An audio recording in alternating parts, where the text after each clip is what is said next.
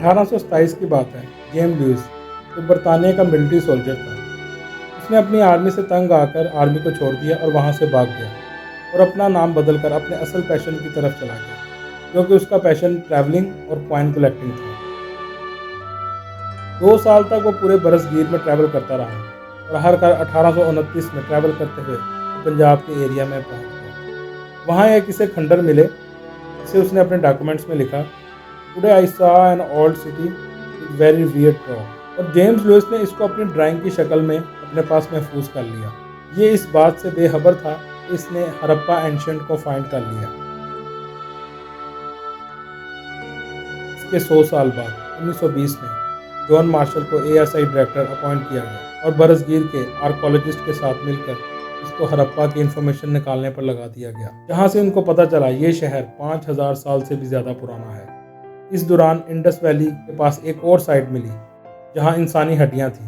इस जगह का नाम माउंट ऑफ डेड दिया गया, जिसे आज हम मोहनजोदड़ो के नाम से जानते हैं। जब और खुदाई की गई तो और भी खंडर मिले। इससे पता चला ये एक पूरी सिविलाइजेशन के सबूत हैं। क्योंकि ज़्यादातर खंडर इंडस दरिया के पास से मिले, इसलिए इस सिविलाइजेशन का नाम इंडस वैली सिविलाइजेशन दिया गया। बहुत सी सिविलाइजेशन की दरियाफ्त हुई, जिसमें मेसोपोटामिया, इजिप्शियंस और चाइनीज सिविलाइजेशन थी। इनकी जुबानों का पता चल गया, इनके मतलब क्या थे, लेकिन आज तक हड़प्पा की जुबान का मतलब नहीं पता चल सका। ये एक ब्रॉन्ज एज सिविलाइजेशन थी। ये सिविलाइजेशन पाकिस्तान, अफगानिस्तान, इंडिया तक फैली हुई थी। इनकी अब तक 1400 से ज़्यादा साइट्स मिल चुकी हैं। 2016 की स्टडी के मुताबिक इंडस वैली सिविलाइजेशन मेसोपोटामिया से भी ज़्यादा पुरानी है। यहाँ पे आमतौर पर ईंटों के घर बने हुए थे और इन ईंटों का एक स्टैंडर्ड साइज होता था, जो कि एक बहुत ही हैरानकुन बात थी। और हर घर में टॉयलेट, नहाने की जगह अलग और प्रॉपर सीवरेज सिस्टम था। और बाहर सड़कों की साइडों पर प्रॉपर नालियाँ थीं। रास्तों के साइडों पर दरख्त भी लगाए जाते थे। हर सिटी के पास एक कुआं भी होता था, जहाँ से तमाम लोग पानी अपने घर के लिए लेकर जाते थे। और यहाँ तक कि डस्टबिन भी लगाई जाती थी। ये एक प्रॉपर प्लान्ड सिटी होता था, जो आज के दौर के कई शहरों से ज़्यादा बेहतर था। 4000 से ज़्यादा इनके वर्ड्स थे, और हम इनके वर्ड्स का मतलब आज तक नहीं पता लगा सके। कुछ वर्ड्स मोहनजोदड़ो से, कुछ हड़प्पा से और कुछ दूसरी साइड से मिले। इन पर लिखी स्क्रिप्ट को इंडस स्क्रिप्ट कहते हैं। 100 से ज़्यादा दफ़ा इसके मतलब समझने की अटैम्प्ट की जा चुकी हैं अब तक, ताकि इसका पता लगाया जा सके, लेकिन अब तक इसमें कभी भी कामयाबी नहीं मिली। इनकी ज़ुबान के मतलब हम कुछ ही सिर्फ समझ सके हैं कि ये हमेशा राइट से लेफ़्ट की तरफ लिखते थे। ये कैसे पता लगा? जैसे हम स्कूल में लिखना शुरू करते हैं तो जब लास्ट में लाइन ख़त्म हो जाती है तो हम तंग तंग लिखना शुरू कर देते हैं। इसी पैटर्न की वजह से इनका भी अंदाज़ा हुआ कि ये राइट से लेफ़्ट की तरफ लिखते हैं। और ये भी देखा गया कि ये जो भी लिखते थे उसके नीचे एक एनिमल की शक्ल ज़रूर बनाते थे। अब वो एनिमल हाथी, शेर या घोड़ा हो सकता था, जबकि ऐसा नहीं था। वो एक यूनिकॉर्न था जो कि दुनिया में एग्जिस्ट ही नहीं करता। ये जिन टोन्स के ऊपर लिखते थे आपको लग रहा होगा कि ये काफ़ी बड़े साइज़ के होंगे, जबकि ऐसा नहीं था। ये सिर्फ एक 5 सेंटीमीटर साइज़ के पत्थर थे जिन पे ये राइटिंग करते थे। और हिस्टोरियंस को भी यही छोटे साइज़ के पत्थर मिले। हिस्टोरियन इन सबको कलेक्ट किया और इनको काउंट किया। उनको काउंट करने से पता चला ये 400 साइंस थे। जैसे कि इंग्लिश में 26 वर्ड्स होते हैं, जबकि इनके 400 साइंस थे, जिसे सिम्बल्स कहते हैं। इनके कुछ वर्ड्स पे चिड़िया के सिंबल्स और कछुए के सिंबल्स और दूसरे कुछ छोटे छोटे जानवरों के सिंबल्स मिले। इजिप्शियन सिविलाइजेशन की ज़ुबान का मतलब अब तक पता लगाया जा चुका है। वो इस तरह पता चला कि वहाँ से एक ऐसा पत्थर मिला जिसके ऊपर इजिप्शियन लिखी हुई थी और उसी पत्थर के नीचे ग्रीक की लैंग्वेज लिखी हुई थी। ग्रीक की लैंग्वेज क्योंकि जानते थे, उसके साथ उसका मीनिंग निकाल लिया गया कि इजिप्शियन में ये क्या लिखा हुआ है। लेकिन आज तक इंडस वैली सिविलाइजेशन में ऐसा कोई पत्थर या बेस लैंग्वेज नहीं मिली जिससे हम कंपेयर करके पता लगा सकें कि ये इनकी लैंग्वेज का मतलब क्या था। इंडस स्क्रिप्ट्स के कुछ वर्ड्स हमें मेसोपोटामिया से भी मिले, जबकि मेसोपोटामिया की एक अपनी अलग थी। इसकी वजह ये थी कि ये दो सिविलाइजेशन आपस में तिजारत भी करती थी। हमने देखा ये जब भी जार का सिंबल यूज़ करते थे उसके बाद दोबारा जार का सिंबल यूज़ नहीं करते थे, जो इंडस वैली सिविलाइजेशन में रहने वाले थे। जबकि जो मेसोपोटामिया में हमें इंडस वैली की स्क्रिप्ट या लैंग्वेज मिली, उसमें जार का जो सिंबल है इनका, वो हमें 2 दफ़ा यूज़ होता हुआ मिला। इसकी एक इंटरेस्टिंग वजह ये है, जैसे हम ABC एक लैटिन स्क्रिप्ट है जो जर्मन भी यूज़ करते हैं, जो यूके वाले भी यूज़ करते हैं, लेकिन जब वो ज़ुबान बोलते हैं तो दोनों की ज़ुबान डिफरेंट है। लेकिन लिखने में वो वर्ड्स या बेस वर्ड्स जो होते हैं स्क्रिप्ट, वो ABC ही रहती है, जैसे हम आज के दौर में उर्दू में भी यूज़ करते हैं। जैसे हम लिखते हैं इंग्लिश में क्या कर रहे हो, ABC बेस वही है लेकिन ज़ुबान डिफरेंट है।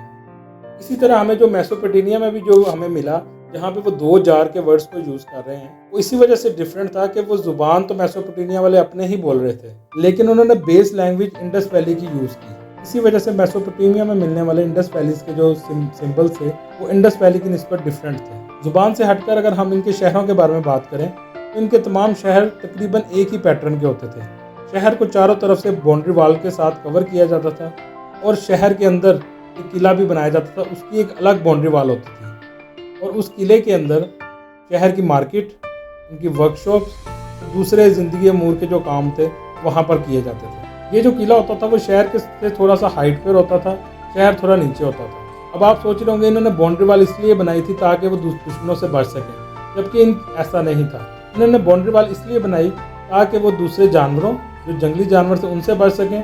और ये क्योंकि ये सिविलाइजेशन दरिया के बिल्कुल साथ साथ थी, तो दरिया में अगर तगयानी है, दरिया में अगर पानी ज़्यादा आ जाए तो इनके शहर की तरफ ना आए, इस वजह से इन्होंने बाउंड्री वाल से अपने शहर को कवर किया हुआ था। मोहनजोदड़ो की जो सबसे बड़ी अट्रैक्शन थी वो उसका द ग्रेट बाथ, जिसे एक बड़ा स्विमिंग पूल भी कह सकते हैं। ये तकरीबन 900 स्क्वायर फुट तक फैला हुआ था और इसकी जो गहराई से 2.4 मीटर तक थी। ये स्विमिंग पूल एक जली हुई ईंटों से बनाया गया था और इसको प्रॉपर वाटर प्रूफिंग की गई थी। इसके पास हमें एक ड्रेनेज भी मिली और एक कुआं भी मिला, जिससे हमें अंदाज़ा होता है कि अपने इस स्विमिंग पूल में फ्रेश वाटर का इस्तेमाल करते थे। इंडस वैली का कैपिटल मोहनजोदड़ो सिटी था। दूसरी हैरानकुन बात इनकी ये भी थी, इनकी सिविलाइजेशन में ना तो कोई मज़हब, ना कोई जंग, ना कुछ भी ऐसा मिला जिससे अंदाज़ा लगाया जा सके इनका मज़हब क्या था और ये किससे जंग वगैरह लड़ते रहे हैं। जबकि दूसरी जितनी भी सिविलाइजेशन मिली हैं उनका सबका अंदाज़ा हुआ कि इनकी लड़ाई और इनकी जंग किनसे होती रही और इनका मज़हब क्या था। ऐसा लगता था जैसे कि पुरअमन और एक खुशी से ज़िंदगी गुजार रहे थे। अब आते हैं ये ख़त्म कैसे हुई, जो बहुत ही एक अहम सवाल है। हिस्टोरियन के मुताबिक 1900 BC से 1300 BC तक इनमें डिक्लाइन आना शुरू हो गया। इसके बाद इनकी जो शहर की प्लानिंग्स थी वो ख़त्म होना शुरू हो गई, सीवरेज को अपडेट नहीं किया गया, सड़कों के भी मेंटेनेंस को ख़त्म कर दिया गया और जो इनका एक ग्रेट बाथ था जो मोहनजोदड़ो में था, उस स्विमिंग पूल में भी कूड़ा बढ़ना शुरू हो गया और इसी तरह इनकी जो ट्रेड मेसोपोटामिया के साथ थी वो भी ख़त्म हो गई। प्रॉपर्ली इनको कोई भी नहीं जानता कि ये कैसे एकदम से अचानक ख़त्म हो गए। इसके बारे में कुछ थ्योरी बताई जाती हैं, क्योंकि ये दरिया सिंध के पास का एरिया था, दरिया सिंध का पानी ख़त्म होना शुरू हो गया और ये अपने घर भी ईंटों से बनाते थे और जानवरों को चारा खिलाते थे, जिसकी वजह से इन्होंने दरख्तों को काटना इतना ज़्यादा कर दिया कि दरख्त मुकम्मल तौर पर ख़त्म हो गए और सब्ज़ा बिल्कुल ख़त्म हो गया, क्योंकि ज़िंदगी गुजारने के लिए एरिया ना रहा।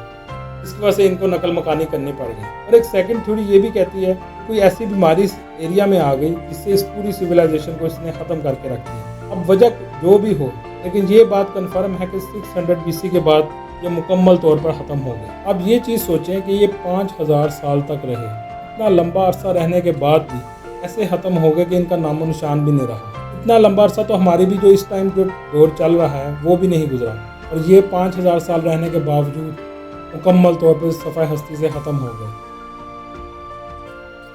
हम नेक्स्ट वीडियो में इजिप्शियन सिविलाइजेशन के ऊपर बात करेंगे। अगर आपको मेरी ये वीडियो अच्छी लगी तो इसको प्लीज़ सब्सक्राइब कीजिए, लाइक कीजिए और आगे शेयर भी कीजिए। अल्लाह हाफ़िज़।